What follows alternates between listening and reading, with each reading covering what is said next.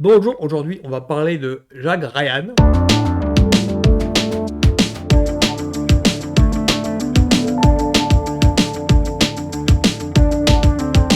Oui, donc Jack Ryan, c'est donc je fais ma trailer reaction par rapport à la bande-annonce de saison 3 qui est sortie et dont la diffusion sur Amazon Prime est prévue pour dans quelques semaines, enfin d'ici la fin d'année.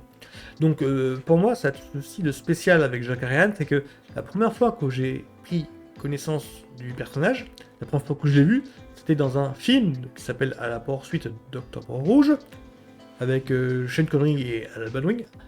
Alors, le personnage était incarné par Alec Baldwin, qui joue un rôle très secondaire dans le film, à l'image de ce qu'il est dans les romans, car À la poursuite d'Octobre Rouge, le film est adapté d'un roman de Tom Clancy, À la poursuite d'Octobre Rouge, qui a la particularité d'avoir lancé tout ce qu'on l'on va appeler après le Ryanverse, c'est-à-dire que la première fois qu'on a vu le personnage, c'est dans le roman À la poursuite de Tombe Rouge, qui est donc le premier roman où l'on le voit, et ça va entraîner, découler le Ryanverse, c'est-à-dire une série de romans, et je crois qu'il y en a une dizaine ou une quinzaine, où on voit justement le personnage de Jacques Réal évoluer, enfin, dans sa carrière, je crois qu'il devient un petit peu responsable de la défense, enfin, je veux pas spoiler, mais grosso modo, il arrive des trucs comme ça. Le personnage que l'on voit de novice, jeune analyste de la CIA, va prendre du galon ensuite, quoi.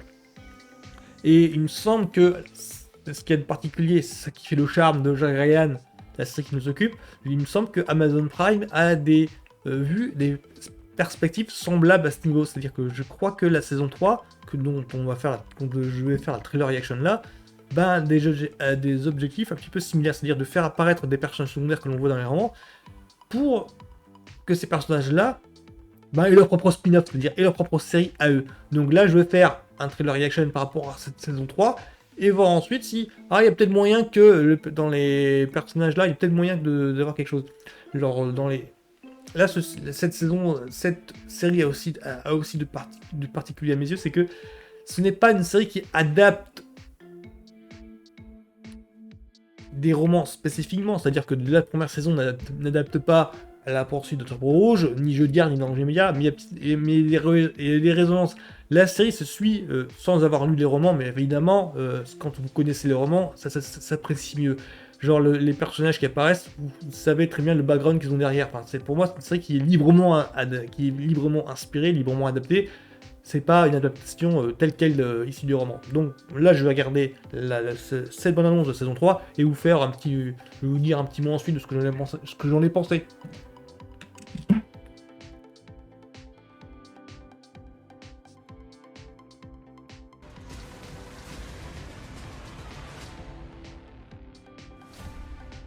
Jack, j'imagine ce qui se passe dans ta tête en ce moment. Des grilles. Ouais, c'est une ski. La balle, creuser un fossé que tu pourras peut-être pas combler. J'essaie pas d'échapper à la CIA. Il est en. Il est fugitif là. Alors pourquoi tu les as tous au cul? Intéressant, bon, d'accord, yes. Les partisans russes a fomenté un plan pour préserver l'URSS. Grâce à une arme nucléaire qui pourrait créer le chaos. Enfin la Russie. Et elle est en route. Oula, mais il y a eu une plus-value dans la série. Il me semblait pas que c'était autant de grands moyens.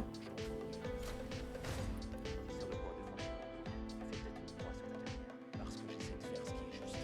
Ça me rappelle pas mal 24 chrono là quand même. L'arme nucléaire, ça peut déclencher une guerre mondiale.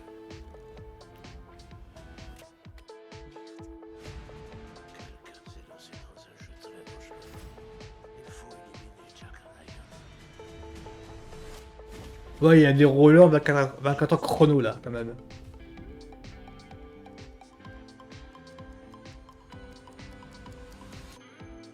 Vous faites quoi? J'improvise. Jack, si tu as un plan, c'est maintenant. Go, go! Je veux que Jack Ryan soit arrêté dans les plus brefs délais. Oui, effectivement, ça. Combien il y a de chances que ce soit un aller simple? 80, 90%. Mon dernier vol sera pas en casino. Il est un peu plus proche de John Clark que de Jack Ryan, je reconnais. Jack Ryan, Tom Clancy, nouvelle saison. D'accord. Bien. Ouais, ils ont un petit peu oublié le côté rat de bibliothèque pour celle-là. Je le concède, hein. Je le concède. Le charme du personnage, enfin le charme que je trouve au personnage, c'est justement le côté-là, côté rat de bibliothèque, le mec n'est pas du tout homme de terrain, et enfin, c'est comme ça que je perçois le personnage, c'est ce qui me fait pour moi l'attrait du personnage, c'est le côté Boy Scout moral, mais de Boy Scout, et rat de bibliothèque, il ne connaît que les bureaux, c'est ce qu'on voyait dans le jeu de guerre, dans des jeux immédiats par exemple, et que le mec arrive sur le terrain, il est totalement dépaysé, c'est-à-dire totalement... il essaye de s'adapter, mais totalement déboussolé. Et c'était un petit peu ce qui fait, pour moi, l'attrait du personnage, c'est le côté Boy Scout sur le terrain, qu'est-ce qu'il fait. Et donc, il essaye malgré tout de rester, de se débrouiller. Il y a un petit côté débrouillard qui me plaît bien. Là, c'est totalement, on est plus poussé vers l'action. Il y a des petits Roland de 24 heures chrono à la Jack Bauer, si vous ne connaissez pas la série, qui me déplaît pas. Ils ont vraiment adapté le côté analyste de la CIA pour plonger dans l'action, et du coup, ouais, il est obligé de s'adapter. On le voyait pas mal hein, dans la saison 1, qui il fréquentait les réunions avec les autres analystes, et on le voyait vraiment pas mal. Donc pour ma part, je le prends vraiment comme une évolution au sein de la saison 3. Bah oui, ils sont obligés de le faire évoluer dans ce statut-là, vu que il y a plus moyen de le garder dans le bureau. Parce que là, vraiment, il est dans la saison 2, on voyait déjà sur le terrain, mais vraiment loin des bureaux. Donc là, c'est une évolution normale. Voilà. Et là, j'espère qu'il va tomber sur un personnage que moi j'apprécie beaucoup, qui s'appelle John Clark, John Kelly, qui est apparu dans J-Media, il me semble, dans le sous-titré des William Dafoe. On le voit après dans plusieurs. Il a ses romans à lui, hein, John Kelly. Et j'espère qu'on va le voir fréquenter là. Dans la saison 2, il me semble qu'il y avait un personnage qui ressemblait, qui avait tous les attraits de John Kelly. J'espère qu'il va rencontrer officiellement John Kelly, quoi. Pas un personnage un petit peu inspiré d'eux, mais donc il y a un personnage qui est un acteur qui incarne John Kelly, quoi.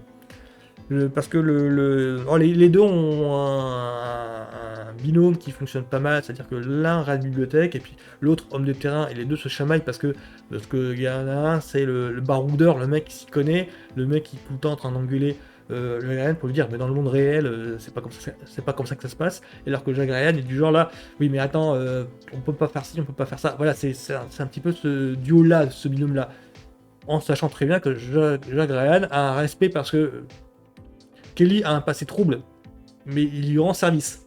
Il y a un petit côté respect l'un et l'autre. C'est les ficelles du buddy movie en général, quoi. Donc là, Jack Ryan, ça me plaît bien. Je vais voir, donc pour moi, ce sera un bon cadeau de Noël de voir enfin la saison 3 de Jack Ryan. Donc j'espère que je vous ai donné envie de découvrir un petit peu Jack Ryan. En tout cas, pour ma part, bon bah j'attends avec impatience les premiers épisodes en tout cas. Donc Jack Ryan saison 3, voilà. Bon visionnage à tout le monde, à plus.